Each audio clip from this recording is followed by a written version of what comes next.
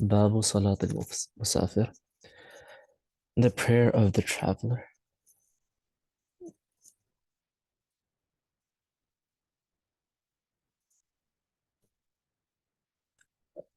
Shortening the prayer, ahkam al-qasr. So that's the main hukum of the prayer when a person is traveling, that he does the qasr. Qasr is a reduction in some units of the first prayer, while all of the sunnah prayer become optional.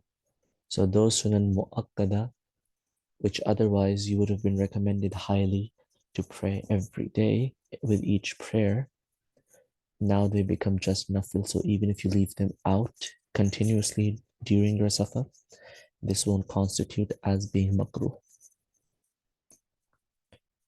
Right? So in order to understand Salatul Musafir, the traveler's prayer, we need to understand what is a travel in Sharia and who is the person considered who is traveling. السفر الذي يتغير به الأحكام هو the journey because of which legal commands change.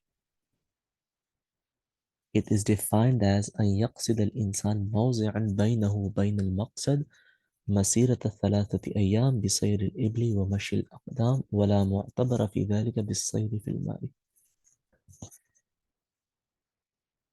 So what's that safar? That safar or that travel is for a person to make an intention of a place between him and that place. The distance is of 3 days. 3 days that will take him to reach there, traveling either by foot or on camelback. Right? So not on cars, not on planes, not on ships or any other vehicle. The time that would take to walk from where you are to where you want to be, if it is that of 3 days walking distance, then this is considered as a safar shar'i, the distance in which you are considered a traveler, shar'an speaking.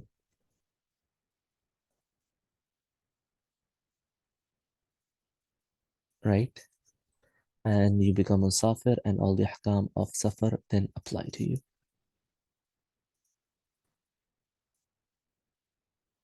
Traveling on water and in our times air, that's not taken into account in this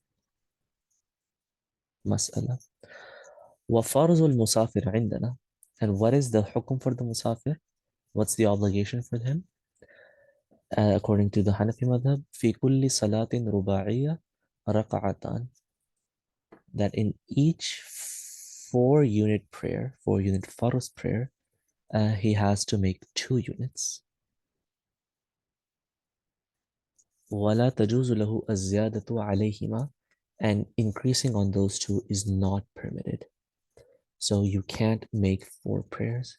Some other Aimma, for example, Imam Shafi'i rahimahullah ta'ala, allow that you can make all 4 of the units if you want to. But the Hanafiya say that you can only make 2, and that is the wajib that you have to do.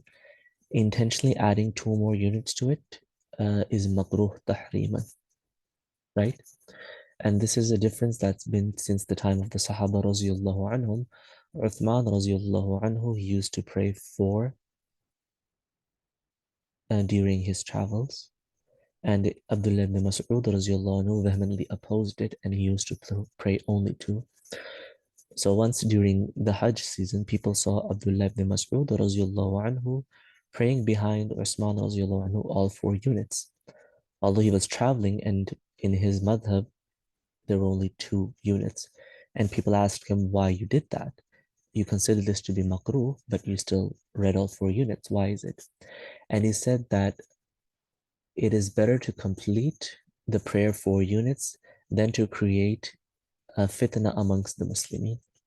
And there's a great lesson in this ikhtilaf of the Sahaba for all of us, is that there can be differences in opinions between you and other person in following some fiqhi masala. that doesn't mean you have to go out to do an all-out war against them, right? Uh, if you're following an imam from another madhab, just follow them in what they're doing, right? So if they're completing their prayers, go ahead and do that. It's not a problem. But if you following the Hanafi mazhab are praying alone or behind the Hanafi imam, you should only pray 2 units of any 4 unit fard, and increasing 2 more units on that, that is not permissible. But if someone went ahead and does that, they pray all 4 units, and after the first 2 units, they actually make the tashahhud, right? Then the first 2 units will suffice as the farz, and the last 2 units will turn into a nafil salah. But if that person does not sit after the first 2 units, then his entire prayer becomes void. Because as you know, tashahhud is a farz part of the uh, is a farz of the prayer. And since in his case only 2 units were the farz prayer, he must have had he needed to have a tashahhud to complete his first 2 units, which in his case he did not. And so that's why if he misses that first tashahhud, the entire 4 units will become batil. They'll become void and he's going to have to repeat it. 2 units separately for farz and then 2 extra units for the nafil. Because as we know in the Hanafi madhab, a nafil is only nafil before you start. Once you commence that action, it becomes mandatory for you to complete that. So this is the hukum of what is going to happen in a farz salah. Why is there no shortening of the Fajr prayer or the Maghrib prayer, even though they are farz as well? For the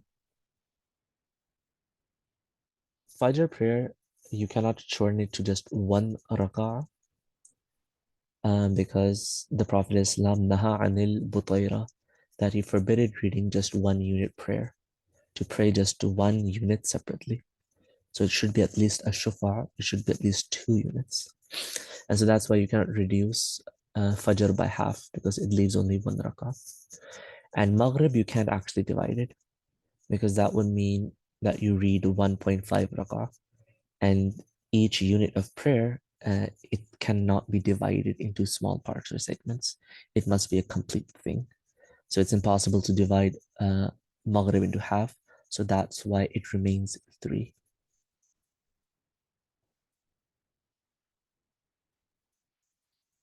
Right? So this is the hukum. But when does a person become a traveler? Right? We know that he has to travel the distance that it takes to walk from his place to that area which he intends to go.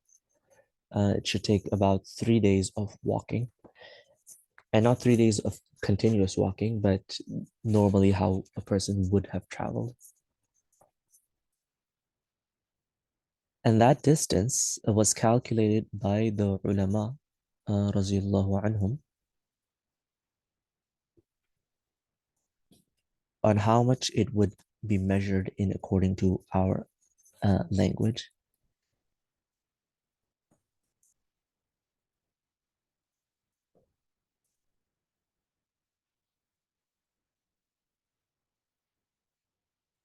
Right? And that is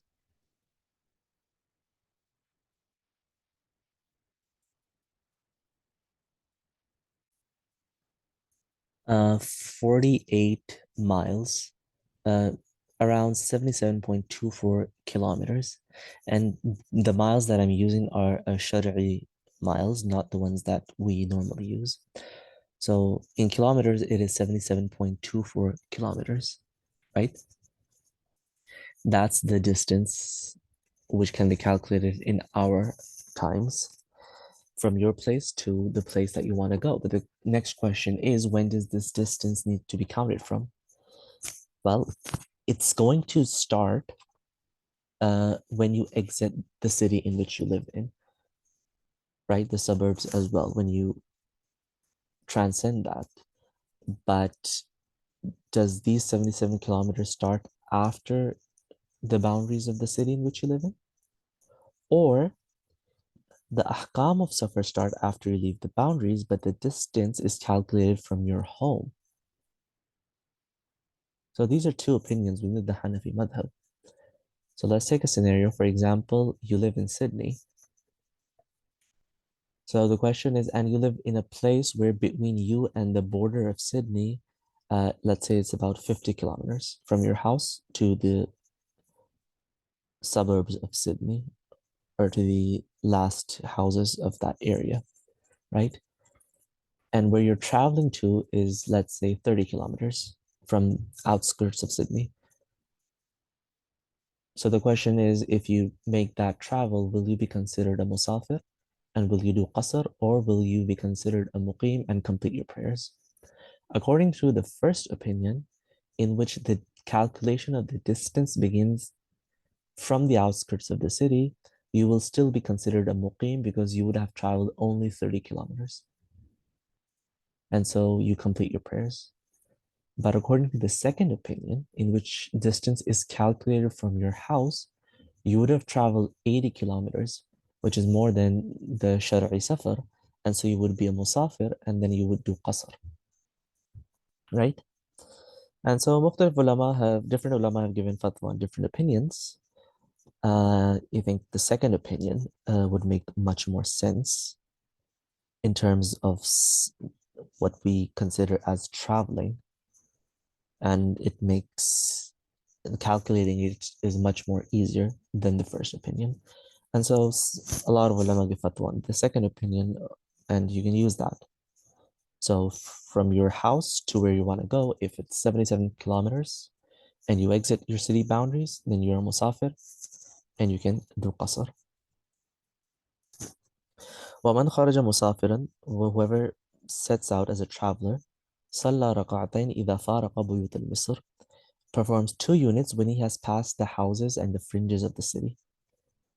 ولا يزال على حكم المسافر حتى ينوي الإقامة في بلدة 15 يوما فصاعدا.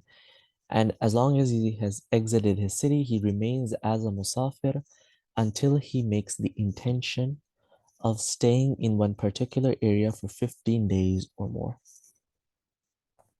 When you make the intention of staying somewhere for 15 days or more than that, you are now a temporary resident of that area, and the ahkam of muqimin are going to apply on you.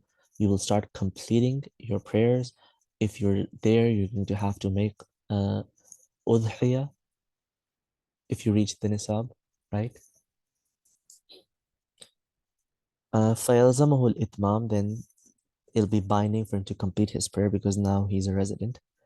فَإِنَّ وَالْإِقَامَ أَقَلَّ مِنْ ذَلِكَ, but if it's less than 15 days you're intending to stay, لَمْ يُطِمْ, he or she is not going to complete their prayer because they will still be considered as being a musafir, as a traveler. وَمَنْ دَخَلَ بَلْدًا وَلَمْ يَنْوِ أَنْ يُقِيمَ فِيهِ 15 يوما. Let's say someone came to a place, never intended to stay there for 15 days. They were there for just 10 days, right? And they were saying, إِنَّمَا يَقُولُ غَدًا أَخْرُجْ أَوْ بَعْدَ غَدٍ أَخْرُجْ, tomorrow, day after tomorrow, I'm just going to go back, right? But for some reason, events played out that they couldn't leave. حتى بقي على ذلك السنين, and years on end, let's say for 3 years, they were in this scenario that each day were thinking they're going to leave, but they were unable to for some reason. And then doesn't matter how long you live there, you will still be considered a musafir and you will still do the qasr, right? Because you don't have the intention of staying there for 15 days or more, right? It's just happening. So that's something that you can't do. It's not under your control. And so the hukum of safar is still going to apply to that person. وَإِذَا دَخَلَ الْعَسْكَرُ فِي أَرْضِ الْحَرْبِ. Now we talk about similar masla in a different situation, and that's in wartime. So if an army, for example, they enter enemy territory, فَنَوُوا الْإِقَامَةَ 15 يَوْمًا لَمْ يُتِمُّوا الصَّلَاةَ. And in enemy territory, they make the intention of staying there for 15 days or more. they will still be considered as travelers and they will going to make qasr. They're not going to complete the prayers because their residence in that area, uh, it's very dubious. I mean, there's a lot of ambiguity in it. It's very much possible that enemy forces are going to drive them out of there maybe 2 days later, right? They don't know if they're going to be able to stay there and actually uh, make permanent residence or they're going to be pushed out. And so because even though their intention is there, but the situation itself demands uncertainty, they'll still be considered as travelers and they're going to shorten their prayers and they're not allowed to complete them.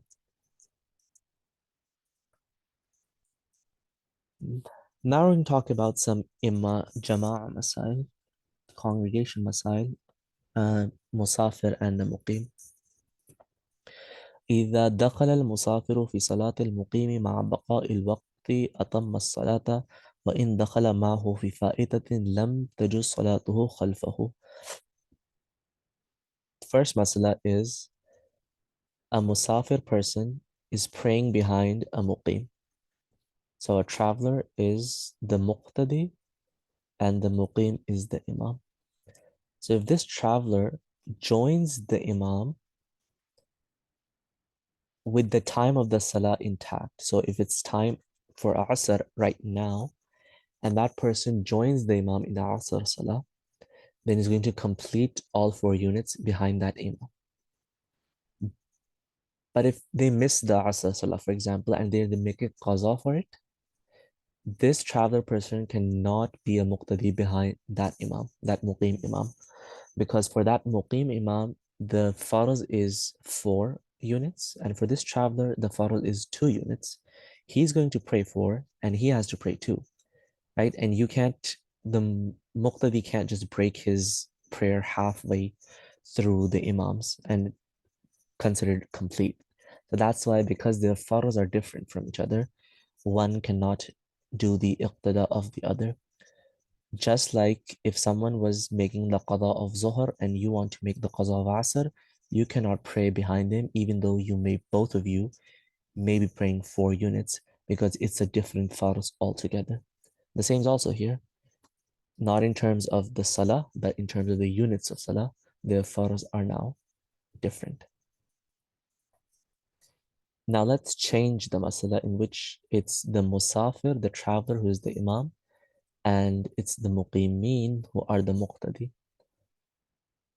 وإذا صلى المسافر بالمقيمين صلى ركعتين وسلم ثم أتم المقيمون صلاتهم. If it's the musafir who's the imam, he's going to, and it's the time for that prayer. In the example, we're talking about Asr, for example. It's Asr time, the musafir is the imam, the muqtadi are the muqimin. The imam is going to pray only 2 units. After 2 units, he will say as-salam, but the rest of the people behind him, who are the muqimin, are going to stand up to complete 2 more units. ويستحب له إذا سلم أن يقول أتموا صلاتكم فإنا قوم سفر. And it's mustahab that when he says the salam after his 2 units, he should tell the people that you should complete your salah because we're travelers. We're travelers, so we only have 2 units to pray, right? And this is what the Sahaba used to do, that whenever they were traveling, leading the prayers, after they prayed, they told the people that you should complete 2 more prayers. Nowadays, because a lot of people are not aware of the masala, it's better to tell them beforehand that because I'm traveling, I'm going to finish my prayer after 2 units, but you guys have to complete it and have to pray 2 more units after that. Because if they also say the salam with the imam and start talking and stuff, that's going to nullify their salah and they're going to have to pray all 4 units all over again. So in order to avoid that masala, because of the ignorance of the people, it's better to tell them before starting the prayers and not wait till you end them. Next masla, إذا دخل المسافر مصره, if the traveler enters his city, the city in which he originally resides, his family is, his home is, أتم الصلاة وإن لم ينوي الإقامة فيه. The moment he enters, he's going to complete his salah, all 4 units, even if he makes no intention, right? Because this is his primary residence. This is his actual place of residency. And so there's no need for intention over there. The intention is only needed when you are making a temporary residence somewhere, right? And that was 15 days. وَمَنْ كَانَ لَهُ وَطْنٌ فَانْتَقَلَ عَنْهُ وَاسْتَوْطَنَ غَيْرَهُ. If someone had a residence somewhere, then they migrated somewhere else and made their permanent residence over there, right? ثُمَّ سَافَرَ فَدَخَلَ وَطْنَهُ الْأَوَّلِ. Then they go back to that country from where they migrated. لَمْ يُتِمَّ الصَّلَاةِ. They're not going to complete their prayer in the first country because now it's no longer their primary residence, right?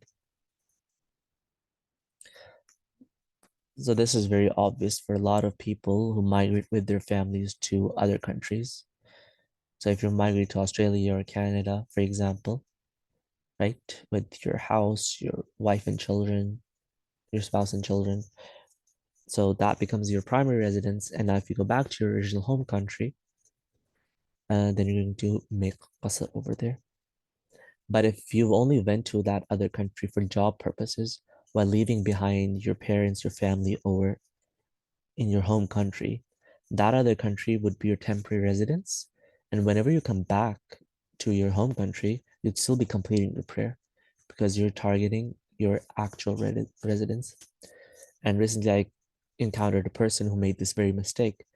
For quite a lot of years, they were living in the Middle East, but their families were still in Pakistan. And when they used to come to Pakistan for a week or so, they do qasr, although it was still their primary residence, right? So this masla needs to be known and made aware so people don't make that mistake.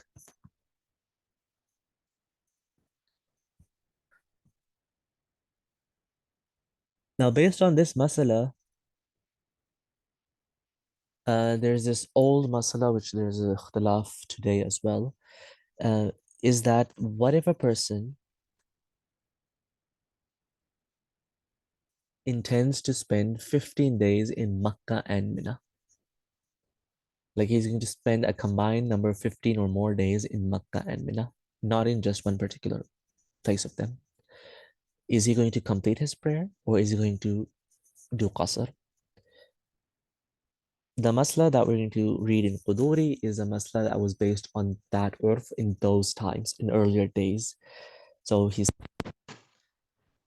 إذا نوى المسافر أن يقيم بمكة ومنى 15 يوما لم يتم الصلاة. If a musafir intends to stay in Makkah and Mina for 15 days combined, then he's not going to complete his prayer because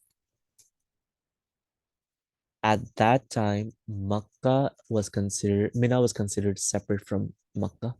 So Makkah was another area and Mina was in other area. In other words, he was not staying a combined 15 days in one place.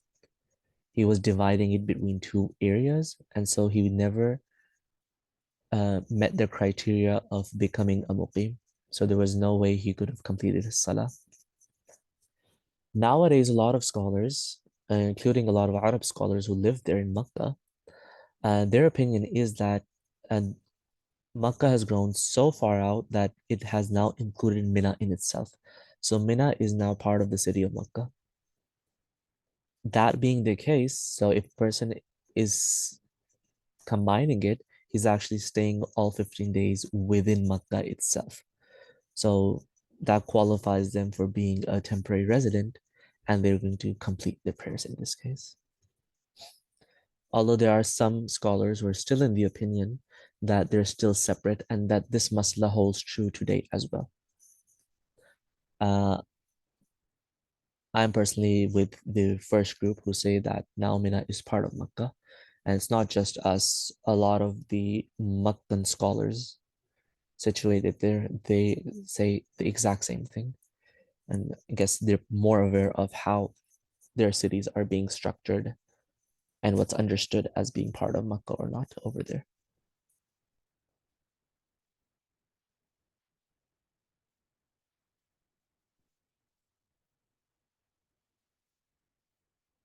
Now we're going to talk about the masla of combining prayers.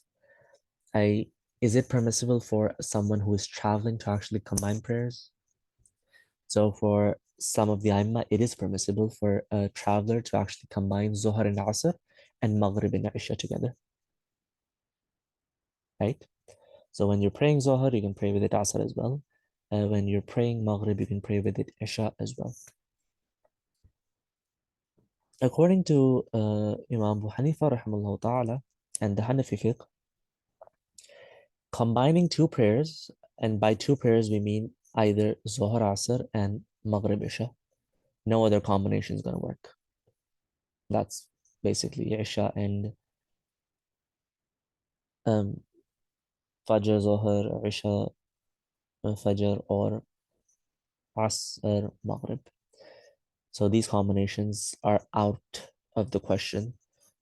The only kind of Jama' that's ever been acceptable is combining Zuhr and Asr or Maghrib and Isha.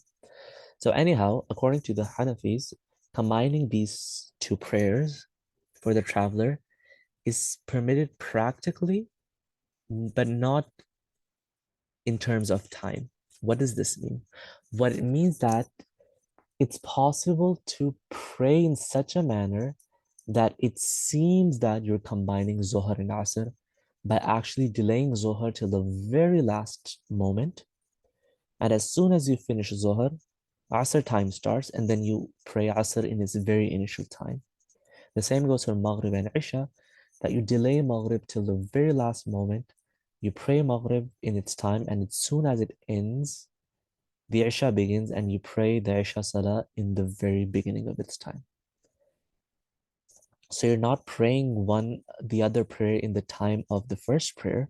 You're praying each of the Salah in their respective times, but it seems as if you're combining them because you're praying them one after the other, right? So that's what the Hanafis' canon opinion is, that you can combine prayers in this manner, but you cannot combine them in terms of time, like Imam Shafi'i rahimahullah ta'ala and other Aimma.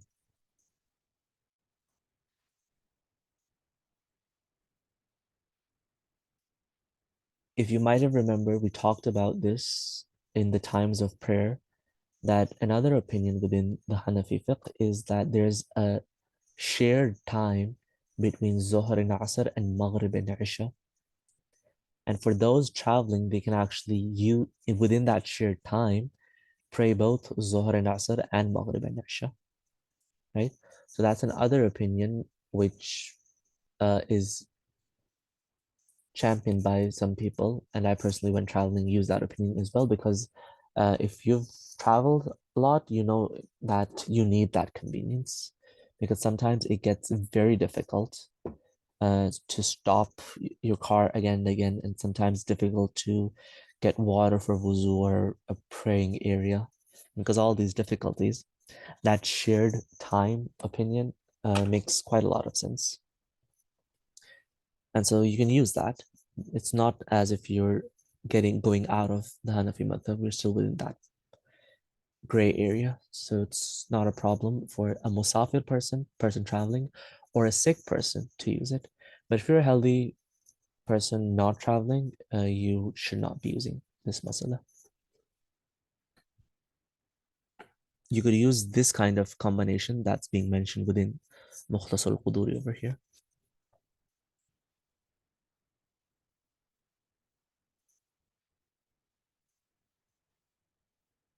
Now let's talk about someone who is traveling by ship, prayers inside of ships.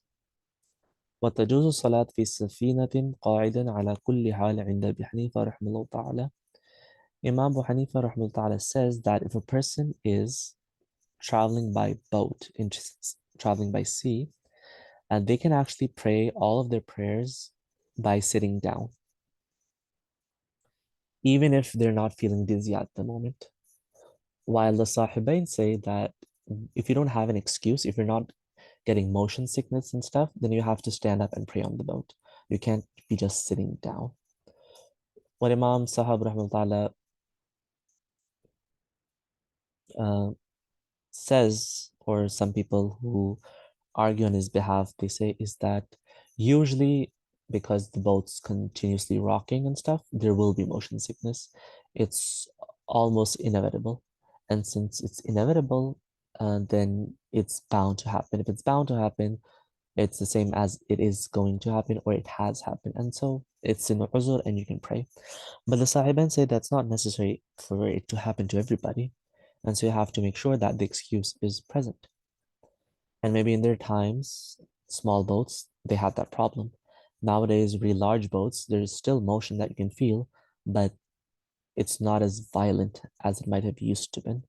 And so the fatwa is on the Sahibain's opinion that until you have a valid excuse that you are actually sick, you cannot initiate your prayers sitting down. You have to stand up while praying.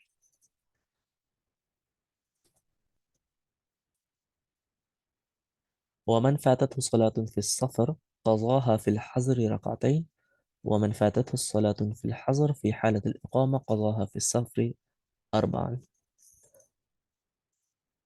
Your qazas are tied to your original prayers.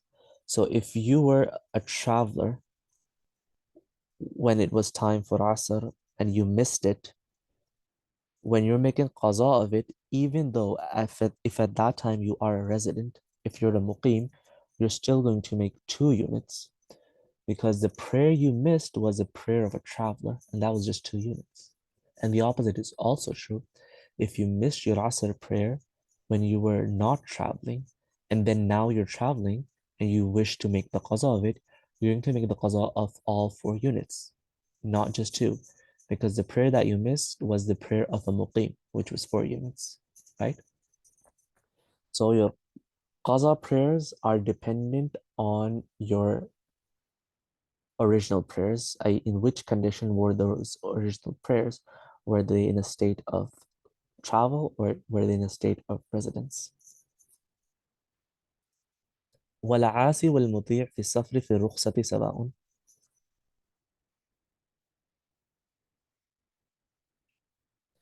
A disobedient and obedient person in regards to the concession given during traveling are the same. It doesn't matter for what purpose you're actually traveling. When time for prayer rolls in, you will get that concession, the qasr. You have to reduce your salah from 4 to 2. Imam Shafi rahmatullah on the other hand says that if the journey is for within ill intention or is for a haram purpose, then you don't get the rukhsah. For example, if someone's traveling in order to commit a crime somewhere else, maybe sell something haram, right? Or give or take a riba, for example. Or if they're going for the sake of stealing something, right? They're making that journey, then they're not entitled to this rukhsah, this concession. They're going to have to complete all 4 prayers. But Imam Abu Hanifa rahmatullah says it doesn't matter for what purpose it is. This concession is tied to the act of traveling, the journey itself, not with what intention is being made.